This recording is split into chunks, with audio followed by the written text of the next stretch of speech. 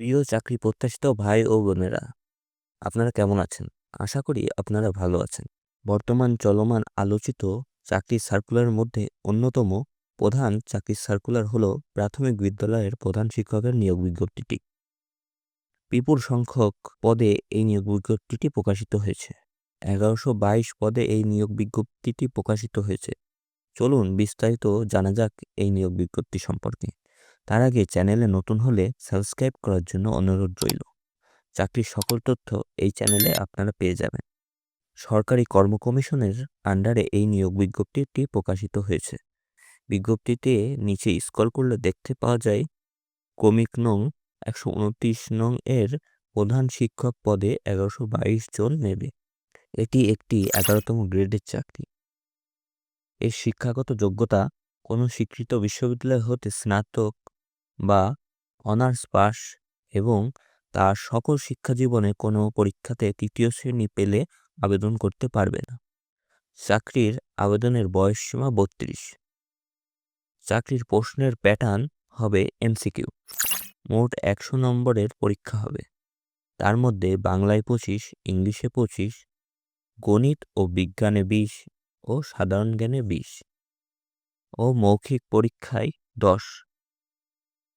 আবেদনের শেষ তারিখ 20 অক্টোবর। তাই দ্রুত আবেদন করুন। অনলাইনে আবেদন করার নিয়ম হলো স্ক্রিনে থাকা এই লিঙ্কে যেতে হবে। এই ভিডিওতে আমি আপনাদের দেখিয়ে দিচ্ছি। এই লিঙ্কে প্রবেশ করে নিচে স্ক্রল করে এই নন ক্যাডার অপশনে ক্লিক করুন। তারপর সার্কুলারে ক্লিক করে তারপর নিচের এই সার্কুলারে ক্লিক করুন।